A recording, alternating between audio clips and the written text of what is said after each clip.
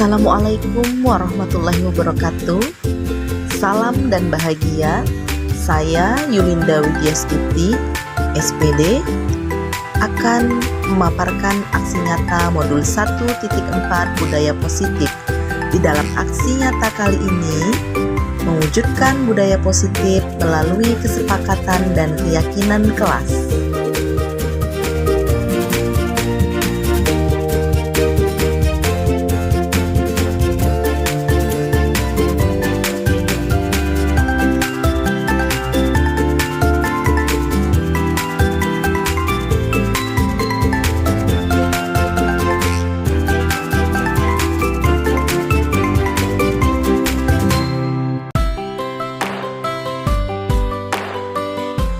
Latar belakang.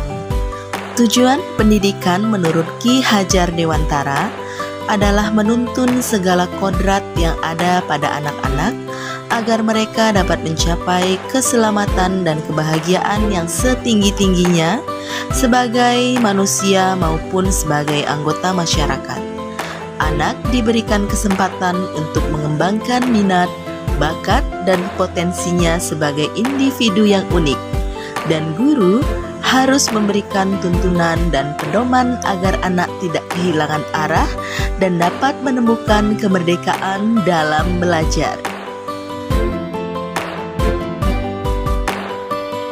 Budaya positif di lingkungan sekolah sangatlah penting untuk dikembangkan, karena sekolah merupakan bagian dari Tripusat Pendidikan, tempat tumbuh dan berkembangnya karakter siswa. Salah satu langkah membentuk lingkungan kelas yang mendukung terciptanya budaya positif, yaitu dengan menyusun kesepakatan kelas sehingga siswa memiliki keyakinan dan kesadaran akan penerapan disiplin berdasarkan motivasi internal sehingga memiliki karakter yang kuat sesuai dengan profil pelajar Pancasila dan tujuan pendidikan yang diharapkan. Tujuan aksi nyata modul 1.4 ini ialah untuk mewujudkan budaya positif di sekolah yang mendukung suasana belajar yang aman, nyaman, dan menyenangkan melalui kesepakatan dan keyakinan kelas. Yang selanjutnya, mewujudkan siswa yang memiliki karakter positif sesuai dengan profil pelajar Pancasila. Adapun tolak ukurnya adalah terbentuknya kesepakatan dan keyakinan kelas yang dibuat oleh siswa secara bersama dengan guru. Yang kedua, siswa menerapkan kesepakatan dan keyakinan kelas secara konsisten. Yang ketiga, menguatnya karakter positif dalam diri siswa seperti religius, disiplin, tanggung jawab, peduli, mandiri, gotong royong, kreatif, dan bernalar kritis.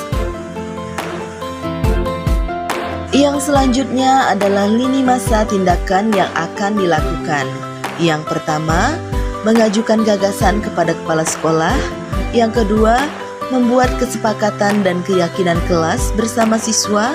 Yang ketiga, sosialisasi budaya positif kepada rekan sejawat di sekolah. Yang keempat, menumbuhkan dan membiasakan penerapan kesepakatan dan keyakinan kelas. Yang kelima, melakukan evaluasi dan refleksi.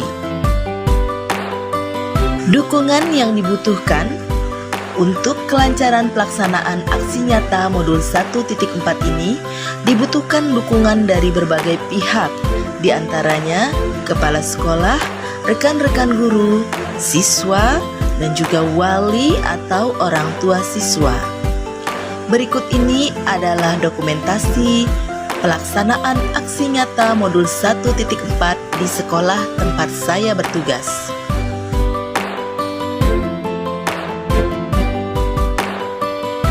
Terciptanya budaya positif di sekolah dan di kelas tentu menjadi dambaan kita semua. Dengan terciptanya budaya positif, suasana sekolah menjadi lebih aman, nyaman, dan menyenangkan, serta anak didik pun akan menjadi lebih bertanggung jawab. Nah, dalam aksi nyata kali ini, saya berkolaborasi dengan seluruh warga sekolah untuk menerapkan budaya positif di SMP Negeri 08 Bengkulu Tengah. Penerapan pertama, saya bersama dengan murid-murid membuat kesepakatan dan keyakinan kelas di kelas. Yang kedua, saya menyampaikan diseminasi pemahaman tentang budaya positif pada rekan-rekan di sekolah tempat saya bertugas.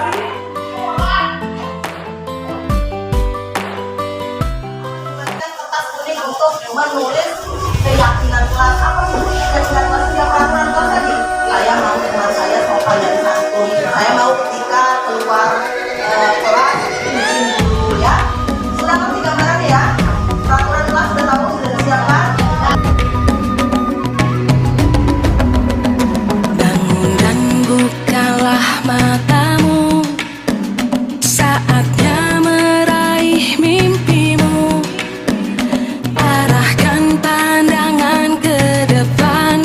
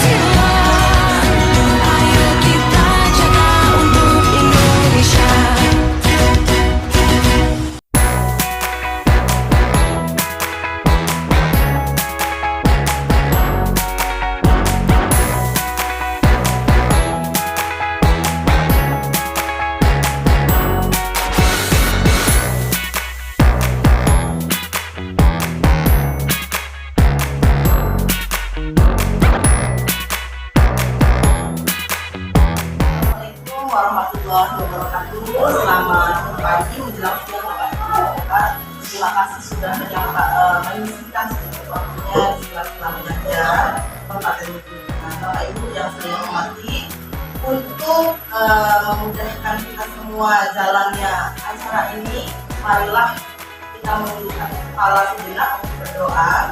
Berdoa dimulai. Berdoa selesai. Apa kabar Bapak Ibu guru hebat? Hari ini keadaannya sehat? Alhamdulillah sehat. Biar lebih semangat, kita akan memulai konsentrasi. Apa sih tujuannya? Jadi Bapak Ibu, kita seorang guru dan untuk anak-anak kita, ice breathing itu penting. Itu akan meningkatkan konsentrasi anak. Ya, nah, jadi begini. Kita nanti semua ada andilnya masing-masing. Jadi topiknya seperti ini. Untuk konsentrasi ini kita akan menyebutkan nama kita masing-masing yang ada di dalam kelas ini. Misalnya dari saya, nanti saya akan sebut Bu Wiwi. Bu Wiwi akan menunjuk kemana yang lain. Nanti misalnya disebut Pak Edo akan menunjuk kemana yang lain sampai pada yang akhir nanti dikembalikan lagi kepada Ibu Yulinda. Ini ya. Nama saya Yulinda, teman saya Edo. Nama saya Edo. teman Saya Esti. Esti. Ayo konsentrasi. Nama saya Esti, teman saya Agi. ya, ayo Agi. Oh. Ayo Agi. Ayo. Nama saya Andi, teman saya Wiwi. Ayo Wiwi. Saya Wiwi, teman saya Buhana. Nama saya Ratna, teman saya Bukulita. Terima kasih Bapak Ibu. Hal kecil seperti ini akan meningkatkan fokus anak-anak pada kita. Tapi kalau misalnya kita masuk kelas, tapi anakku tidak difokuskan untuk melihat kita, mereka akan melayang kemana-mana. Ada yang sibuk masih mikirin jajanan yang belum habis, ya. Ada yang aduh tanggung dikit lagi sudah masuk. Tapi dengan meningkatkan konsentrasi anak-anak, insya Allah mereka bisa fokus ke kita, sehingga walaupun sedikit materi yang kita ajarkan bisa mereka pahami. Yuk Bapak Ibu, kita lihat slide. Yang akan didapatkan adalah tentang budaya positif. Bagaimana sih meningkatkan budaya positif di sekolah kita yang notabene masih kurang sekali budaya positif seperti yang kita bahas. Setiap harinya kita masih disibukkan dengan urusan anak-anak yang tidak maaf peraturan. Guru-gurunya yang kadang-kadang masih kurang kolaborasi ya sama urusan tujuan. Bapak Ibu tegas tidak peduli. Nah, itu yang kita rasakan bersama. Tapi mudah-mudahan dengan pemaparan apa sih budaya positif ini nanti secara berangsur nggak bisa saja pola pikir kita. Budaya positif itu merupakan pendidikan dari nilai-nilai atau keyakinan universal yang diterapkan di sekolah. Budaya positif awalnya merupakan mindset atau paradigma kita tentang teori kontrol. Selama ini kalau kita sudah pikiran guru bisa mengontrol anak, ya, sehingga anak tersebut bisa melakukan apa yang kita mau. Itu selama ini mindset kita. Jadi setiap hari kita melakukan kamu harus ini, kamu harus itu tidak boleh kata kita. Itu yang kita lakukan, kita mengontrol anak. Tapi ternyata Bapak Ibu hebat, dapat ini kurang tepat. Bagaimana kurang tepatnya nanti kita lakukan? Pengembangan budaya positif sangat diperlukan di sekolah. Kenapa? Karena dapat membuat suasana sekolah menjadi nyaman, aman, dan menyenangkan. Dengan kecipratan budaya positif akan menumbuhkan motivasi di dalam anak didik untuk menjadi pribadi yang lebih bertanggung jawab dan berbudi pekerti serta berakhlak mulia. Ada 7 hal, 6 hal yang berkaitan dengan masalah luas Bapak Ibu. Nanti kita akan coba pahami satu persatu. Yang pertamanya adalah penerapan budaya positif ini. Perlu diingat di awal tidak bisa kita ciptakan hanya dengan sehari pulang membuat tidak sehat. Tapi dalam waktu yang lama. Dan yang kedua catatannya adalah kolaborasi. Jadi nggak bisa kalau misalnya salah satu guru, tapi semua. Tidak hanya juga gurunya saja, pada sekolah lainnya, hanya semua yang ada dalam sekolah. Budaya positif pertama yang kaitannya adalah dan nilai-nilai kita. Ini asal katanya itu berarti adalah belajar. Asal kata aslinya adalah belajar. Ini membuat orang menggali potensi jiwa dirinya dan apa yang dia hargai. dunia, tapi dalam kebudayaan Indonesia kita, disiplin ini kok malah dimaknai sesuatu yang dilakukan seseorang pada orang lain untuk mendapatkan kepatuhan. Kecenderungan umum adalah menghubungkan kata disiplin dengan ketidaknyamanan, bukan apa yang kita hargai atau pencapaian suatu tujuan mulia. Nah, ini kaitan dengan kata disiplin. Kita kembali pada diri kita. Untuk menerapkan disiplin dalam diri kita, biasanya manusia tidak hanya murid kita nih, karena 3 faktor. Yang pertama, karena rasa tidak nyaman atau takut hukuman. Saya harus datang tidak kuat. Kalau tidak nyaman. Teman-teman melihat diri saya nggak enak. Atau kepala sekolah nanti manggil saya di. Itu yang pertama. Yang kedua, yang membuat orang melakukan disiplin adalah karena dia butuh penghargaan. Kalau saya rajin terus, kepala sekolah saya nilai 100. Yang kedua, yang ketiga, alasan dari kita melakukan disiplin atau disiplin itu adalah karena tujuan mulia. Kita menghargai. Kenapa bukan tujuan mulia yang tadi tapi hukuman mau dapat penghargaan sama yang satunya. Nah, seseorang melakukan disiplin positif terhadap dirinya sendiri, dia sudah dikatakan ke level yang tinggi apabila dia berada di tingkat yang ketiga. Dia meyakini nilai kebajikan yang ada di dalam dirinya. Jadi dia tahu bahwa disiplin itu baik, wujud dia menghargai dirinya dan alhamdulillah ya, dia masih punya waktu hingga detik ini. Sehingga dia mendorong dirinya sendiri untuk disiplin, untuk melakukan itu. Dia akan kita lakukan bersama-sama baik dari anak kita dan kita sendiri. Jadi prosesnya panjang Bapak Ibu, gak bisa sehari 2 hari, tapi dilakukan dengan kontinu. Dengan apa caranya? Kebiasaan. Menurut penelitian, kebiasaan itu bisa terbentuk dalam 3 minggu berturut-turut. Jadi kalau kita sudah meneliti 3 minggu, terus kita bisa konsisten. 3 minggu dulu dicoba tuh, berturut-turut. Jadi kalau nilai kebajikan program ini nilai yang dicari baik diri saya. Terlepas dari suku, terlepas dari agama, terlepas juga dari latar belakang keluarga atau lingkungan sosialnya. Nah, kita lihat poin-poin ini Bapak Ibu. Ini adalah poin-poin yang akan kita pengaruhi nanti. Yang pertama, setiap perilaku atau perbuatan manusia memiliki tujuan. Jadi sedikit ya, kita bertindak sesuatu itu kita punya tujuan. Terlepas dari tujuan kita itu dipahami atau tidak oleh orang lain. Misalnya, anak ini melambat. Ini bagaimana caranya dia tidak dimarahi gurunya, dia nakal lah. Lalu cara nakal itu berbohong dengan segala macam. Saya tadi habis ke bawah nih segala macam. Jadi punya tujuan. Tujuannya apa? Biar tidak dimarahi guru. Jadi setiap manusia kita punya tujuan. Terlepas tujuan kita itu bisa dipahami atau tidak oleh orang lain. Yang selanjutnya, dengan menaikkan nilai-nilai kebajikan yang diyakini seseorang, maka tujuan lalu mulia yang diinginkan akan dicapai. Nah, nilai-nilai kebajikan yang ingin dicapai oleh kita dan anak-anak kita, nah ini kaitannya dengan kurikulum Merdeka Bapak Ibu. Paling lambat bertahun lagi, harus mau tidak mau, kurikulum 2013 akan digantikan dengan kurikulum Merdeka. Titik beratnya kita adalah menciptakan anak didik yang berprofil pelajar Pancasila. Apa di sana? Beriman dan bertakwa kepada Tuhan yang Maha Esa dan berakhlak mandiri, bernalar kritis, berkebinekaan global, bergotong royong dan benar. Kenapa sih ini terlalu kenapa sih?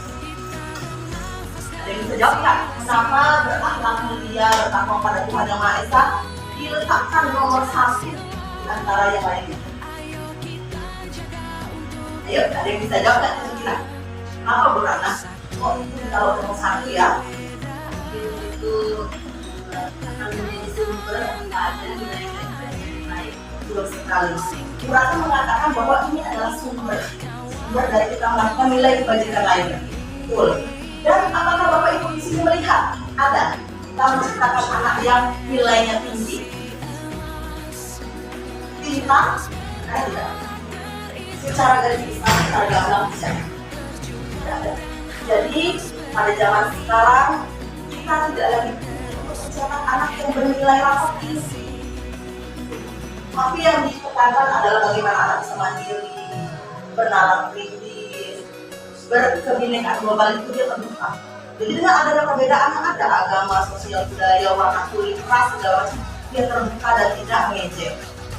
Dan yang terakhir gotong royong dan kreatif. Coba Bapak Ibu, kalau kita melaksanakan gotong royong, hanya beberapa anak yang masih memegang prinsip gotong royong.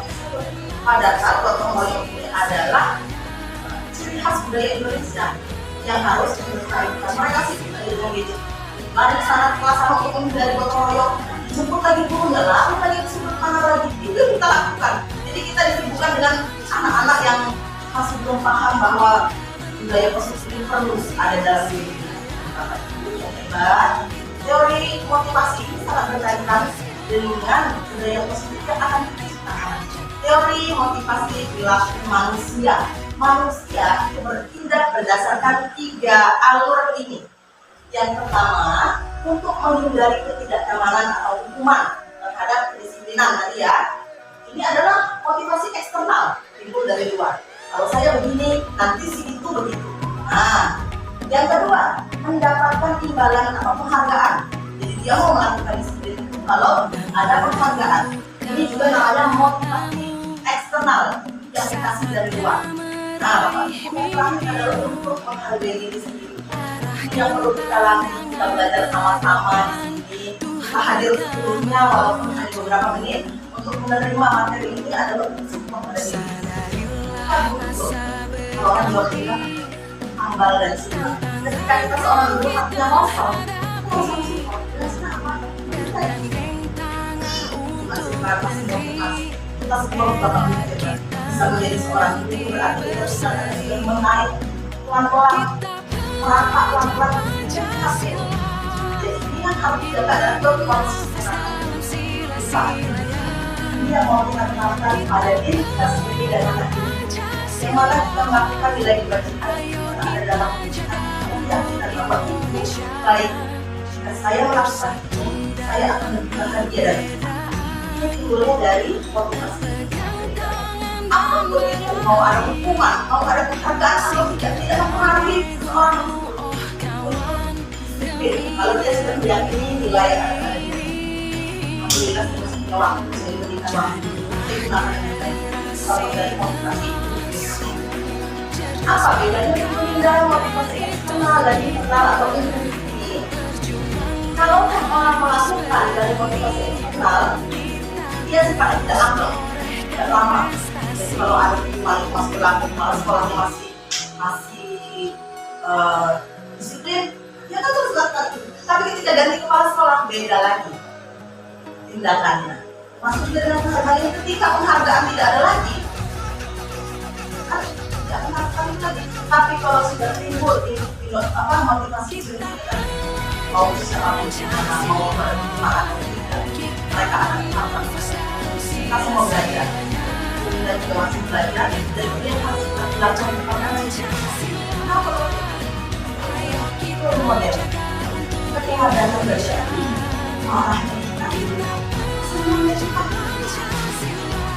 Apakah Bapak Ibu mau sejak awal anak kita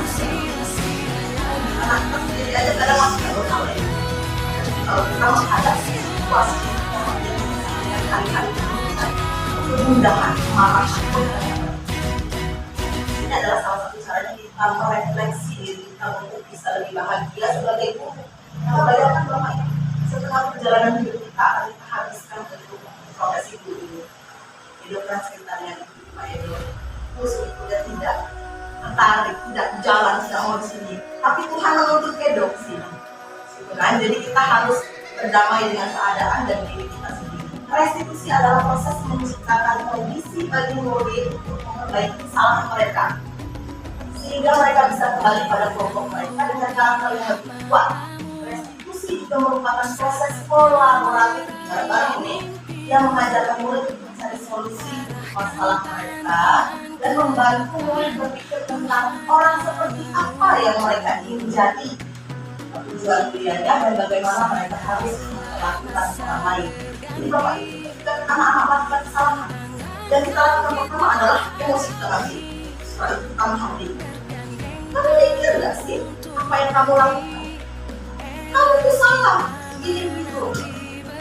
Pernahkah kita berpikir kalau kita melakukan tindakan setelah itu kita disalahkan, terima tidak kita dengan cara kita belum melihat orang berbuat sesuatu yang dianggap salah, orang lain langsung dikubur salah, itu jelek, itu tidaklah positif, dia tidak akan bisa sadar pada saat itu.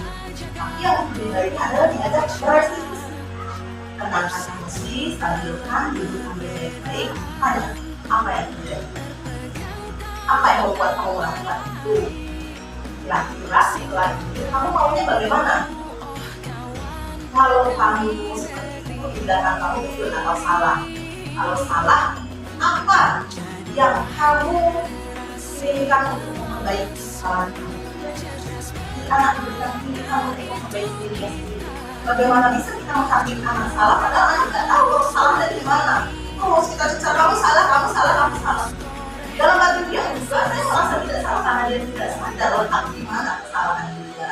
Nah, jadi dengan cara diskusi Bapak Ibu, kadang-kadang Yunda juga memikirkan sulit untuk digunakan di sekolah kita, tapi coba pelan-pelan. Sekian banyak kasus di antara anak kita ini, kalau kita mencoba sampai kita panggil, kita tanyakan apa yang menjadi solusi untuk diri dia dan apa yang dia mau.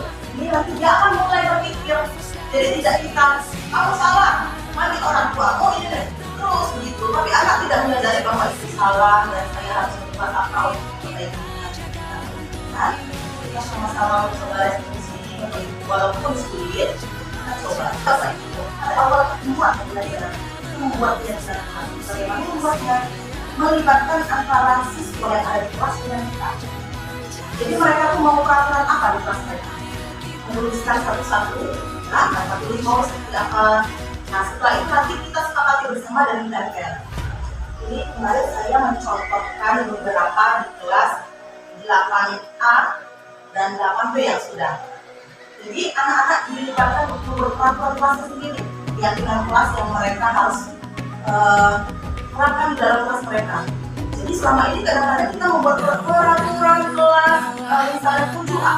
Yang buat sudah gurunya dan jadi contoh ditempel. Nah, yang dilakukan itu lebih mudah. Aku tidak melibatkan anak-anak. Aku sih pentingnya melibatkan anak-anak dalam pembuatan peraturan. Saya mengalami sendiri pada saat di kelas 8B setelah mereka melakukan sepakati kelas, lalu saya mau kelas saya itu teman-teman sopan satu juga menghargai guru, sehingga kalau melihat marah karena tidak ada kelas ya ditulis ya, tapi sopan satu terhadap guru kan. Setelah itu 2 minggu dari pelaksanaan kegiatan kelas ini dari kelas 8B, anak ini pada saat pembelajaran ada yang malu-malu. Setelah itu dia tersadar sendiri, oh iya ya, kegiatan kelas tidak jadi Andre dalam. Tapi ketika dia melakukan sesuatu yang dia buat sendiri, dia akan menyadari bahwa itu kesalahan yang hebat. Dan juga temannya saling mengingatkan, tidak boleh begitu tuh, kita lagi belajar. Kalau mau keluar, mau lihat tuh poin yang sama si Dewa, mereka tersadar sendiri. Beda halnya kalau kita tidak melibatkan mereka dalam peraturan kelas. Nah, juga peraturan kelas itu akan membentuk atau mengarahkan mereka ke kebiasaan. Nah, kalau sudah buat peraturan timbullah kebiasaan dari mereka tidak menciptakan lingkungan positif yang akhirnya beraura luas ke kelas-kelas lain dan menimbulkan budaya positif. Tahapannya sekali lagi untuk dan yang tidak mudah, untuk konsisten pada diri kita dan anak-anak, berkesinambungan waktunya lama. Tapi ini tantangan kita, Bapak Ibu. Ya, tantangan kita bersama, kita tidak akan lagi mendapatkan karakter anak ini seperti tahun yang lalu. Karena seperti zaman kita sekolah, anak yang kalau ini dan ini bagus, anak kita di zaman yang sekarang berarti kalau mereka tidak berani ke sekolah, mana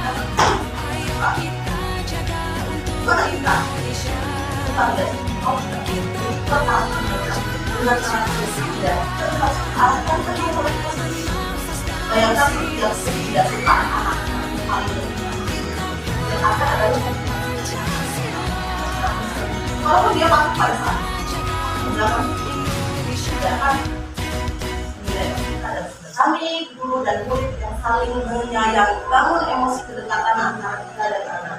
Kami mereka semangat belajar. Ketika mereka membaca lagi, kami murid yang peduli dengan teman-teman. Jadi kalau standar kelasnya dalam pelajaran bisa tulis berdoa dulu sebelum belajar. Kemudian kelas antri, kalau mengumpulkan tugas sudah baca, pelan-pelan kita coba dan kita coba terapkan dan kita lihat nanti hasilnya. Dalam buku ini adalah kebutuhan dasar manusia dan dunia berkualitas.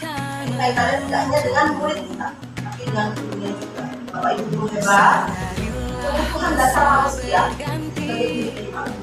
Iman kebutuhan dasar itulah yang mempengaruhi apa yang kita lakukan. Yang pertama kebutuhan akan tahan hidup, pandang pangan. Kalau orang lapar, mempengaruhi iman. Ya, pengen kami punya orang. Yang kedua, kebutuhan akan kasih sayang dan rasa membayangkan bapak anak sudah terlambat dari rumah. Kalau benar tidak orang tuanya pada saat itu dalam situasi itu dia dulu sampai dia pada lama nggak itu sampai masuk keluar kamu sudah tanpa kita tanya dulu dari mana asal terus nanti dari kamu bilang sudah saya di rumah keadaan itu sampai setelah saya juga tidak menerima saya apa kira-kira kamu seperti apa hatinya dan bagaimana kalau kita dari Silma, kamu salah satu pengalaman mereka adalah asuhan beberapa kali dari memimpin desa, kota, kabupaten dan jadi sehingga kalau di tangan kita mereka rusak bukan moral buat kita semua di masa yang akan datang. Jadi yang perlu dilihat adalah manusia melakukan sesuatu atas dasar pemenuhan kebutuhannya, kebutuhan atas kekuasaan diakui. Oh iya, saya anak juga begitu kalau dia dikasih rasa tanggung jawab dia akan bertanggung jawab lagi. Jangan dibilang manusia tidak punya kebebasan dalam aktivitas. Ditemukan bu, kalau kita belajar cuma nyatakan saja, kita perlu variasi. Karena kita lihat anak-anak itu, anak-anak yang sekolah tidak menghasilkan mungkin mereka butuh kebebasan karena menjadikan mengatur dari kami. Yang terakhir adalah semangat manusia untuk semangat. Sebagaimanapun orang misalnya mereka butuh semangat, misalnya dengan main game, terus memelihara binatang kesayangan, itu juga merupakan salah satu bentuk semangat harus disalurkan. Kalau tidak, kalau salah satu kebutuhan ini tidak terpenuhi, ada tindakan yang akan mereka perbuat itu melenceng salah. Jadi semua kebutuhan itu bukan kita semua. Coba kita perhatikan Bapak Ibu, misalnya yang marah-marah terus. Berarti ada 5 kebutuhan dasar yang belum terpenuhi. Entah apa? Nah, yang tahu adalah diri kita sendiri. Kalau emosinya tidak stabil, bikin emosi, nggak cepat sembuh berarti ada beberapa atau bahkan hampir semua kebutuhannya yang belum terpenuhi. Kalau dia sudah terpenuhi, bicara tentang langgeng aja.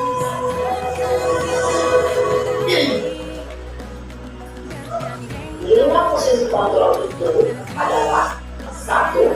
Posisi menghukum, 2. Posisi pembuat rasa bersalah, 3. Posisi tenang, 4. Posisi pemantau atau monitor, dan 5. Posisi manajer.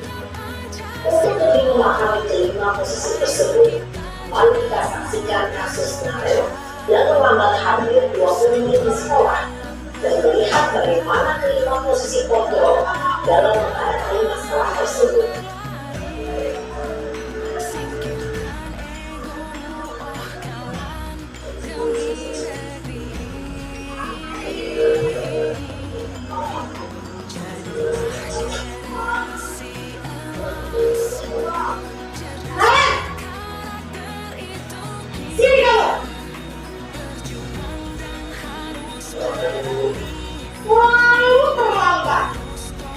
Kamu deh, pasti terlambat.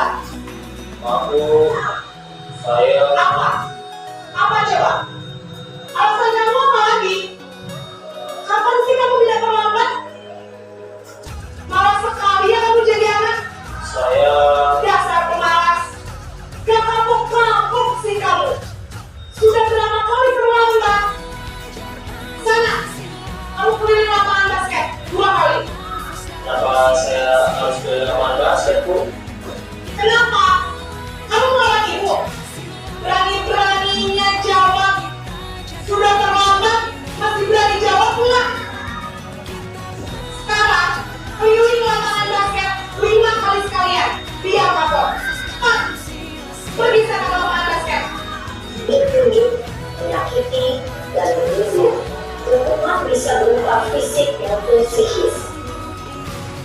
Ibu dan bapak guru hebat. Dampak yang terjadi pada murid ketika guru berada pada posisi mendukung adalah murid cenderung akan memberontak, bahkan menyimpan dendam. Kita akan simak sisi terakhir, yaitu menanyakan keyakinan. Teori kontrol menyatakan bahwa pada dasarnya kita termotivasi secara intrinsik.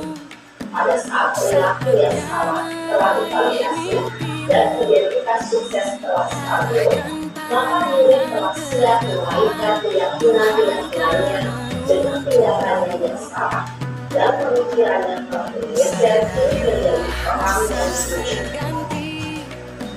Pertanyaan-pertanyaan ini dapat memberikan keyakinan-keyakinan yang kami miliki. 1. Sebagai keluarga atau kelas, apa yang kita yakini? 2. Nilai-nilai apa yang telah kita sepakati? 3. Seperti apa gambaran sebuah kelas yang mulia dan bermanfaat? 4. Bapak Ibu, kita kembali lagi setelah kita tadi menyaksikan pemikiran ini. Ternyata mungkin tahapannya adalah langkah awal cerita saya. Anak kita sudah pernah menerapkan dari diskusi. Ketika ditanyakan apa itu, karena mereka hanya banyak diam. Itu apa artinya? Anak kita belum terbiasa untuk kita pertanyaan yang membangun kita menjadi apa mereka. Jadi mereka kita tanya apa kesalahan kamu, apa yang kamu inginkan, itu tegas. Kalau kita menstabilkan emosi anak, maka akan timbul motivasi dalam dirinya untuk bangkit lebih baik. Nah, budaya positif ini dapat diterapkan melalui berbagai cara. Yang pertama, kegiatan ekstrakurikuler. Yang kedua, kegiatan pembiasaan sebelum atau terakhir kita melakukan pembelajaran. Misalnya doa bersama. Coba kita perhatikan, kadang-kadang untuk doa saja kita tidak sekolah dan lain sebagainya. Itu bisa juga dengan menyanyikan lagu Indonesia Raya. Yang ketiga, menetapkan tata tertib sekolah atau kelas dengan konsisten. Yang keempat, membuat kesepakatan dan keyakinan kelas. Dan yang terakhir, guru-guru di sekolah adalah teladan bagi kita. Hidup tidak bisa memilih masalah apa yang datang kepada kita, tapi budaya positif ya senantiasa dijalankan melalui berbagai kegiatan yang pembiasaannya melatih anak didik supaya baik. Namun pengalaman berbuat salah kita baca kita juga dapat menjadi pelajaran terhebat untuk kita bisa menjadi pribadi yang sehat. Nah, demikian Bapak Ibu pemaparan diseminasi kali ini. Semoga materi yang sedikit ini bisa terserap dengan baik dalam hati dan pikiran kita, sehingga menimbulkan gairah pada diri Bapak Ibu untuk menjadi guru yang lebih kita kasih. Sebelum kita tutup materinya, kita yang ada di sini tepuk guru hebat dulu lah. Begini tutupnya. Tepuk guru hebat. Kamu hebat. Aku hebat. Kita hebat. Yakin bisa. Yuk coba yuk. Kamu hebat. Aku hebat. Kita hebat. Yakin bisa. Yuk 1, 2, 3. Tepuk guru hebat. Kamu hebat, aku hebat, kita hebat, yakin bisa. Assalamualaikum warahmatullahi wabarakatuh. Terima kasih ya Pak Irul, Bu Rahna, dan Titik. Melaksanakan dan membiasakan penerapan keyakinan kelas di sekolah dalam kehidupan sehari-hari. Anak-anak datang ke sekolah dengan tepat waktu.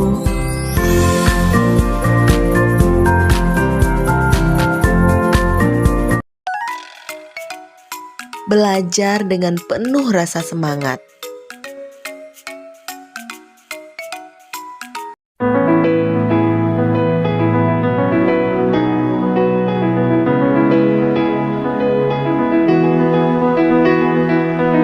Senantiasa menjaga kebersihan kelas mereka.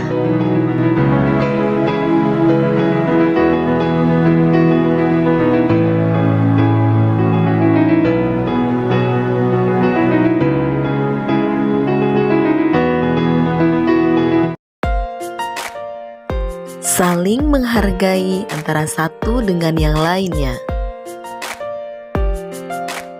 Pelajaran hari ini akan kita mulai, tapi sebelumnya Ibu minta kakak tadi Monik yang datang paling awal. Selalu berdoa sebelum dan sesudah belajar. Kawan-kawan, belum kita belajar, kita berdoa. Kita mulai.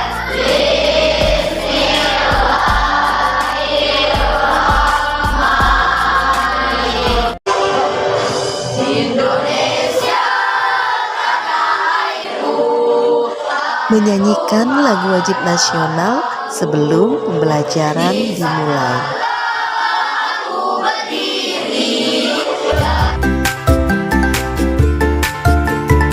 Meningkatkan kedisiplinan. Boleh izin keluar. Kemana? WC. Silakan ya, lama-lama ya. Sopan dan santun. Selanjutnya adalah melakukan refleksi dan evaluasi pada pelaksanaan pembiasaan keyakinan kelas dan budaya positif. Hasil aksi nyata. Kegiatan aksi nyata membuat kesepakatan kelas membuat murid merasa lebih percaya diri karena merasa menjadi bagian dari dalam pengambilan keputusan dan kesepakatan bersama di kelas. Rekan guru di sekolah saya juga antusias ingin membuat kesepakatan kelas yang berpihak kepada murid. Pembelajaran yang dapat diambil dari pelaksanaan aksi nyata ini, yang pertama, murid lebih bertanggung jawab. Yang kedua, saling menghargai antara satu sama lainnya. Yang ketiga, murid tidak terpaksa dalam melakukan budaya positif di kelas dan sekolah. Adapun rencana perbaikan untuk pelaksanaan di masa mendatang, seiring tahap perkembangan yang terjadi pada murid dan perubahan situasi yang terjadi, maka diperlukan evaluasi atas kesepakatan yang telah dibuat karena disesuaikan dengan kebutuhan yang bertambah atau berkurang. Maka evaluasi kesepakatan kelas dilakukan secara berkala agar semua pihak dapat berperan aktif. Assalamualaikum warahmatullahi wabarakatuh. Perkenalkan, nama saya Kaida Amalia dari kelas 8A. Saya sangat senang setelah membuat kesepakatan dan keyakinan kelas bersama Ibu Yulinda. Setelah kami membuatnya, saya dan teman-teman akan berusaha melaksanakan keyakinan kelas dengan sebaik mungkin agar suasana kelas menjadi aman, nyaman, dan menyenangkan. Terima kasih. Wassalamualaikum warahmatullahi wabarakatuh. Assalamualaikum warahmatullahi wabarakatuh. Perkenalkan, nama saya Hesi Putri Sakti. Di sini saya telah mendengarkan pemaparan budaya positif yang telah disampaikan oleh Ibu Yulinda. Membuat saya termotivasi untuk mewujudkan dan menciptakan di sekolah dan di kelas bersama anak didik saya. Dengan budaya positif, suasana sekolah dan kelas akan menjadi lebih kondusif, aman, nyaman, serta anak didik akan lebih bertanggung jawab. Dapat memunculkan motivasi interaksi di dalam dirinya sendiri. Terima kasih. Wassalamualaikum warahmatullahi wabarakatuh. Terima kasih. Guru bergerak Indonesia maju. Wassalamualaikum warahmatullahi wabarakatuh. Salam dan bahagia.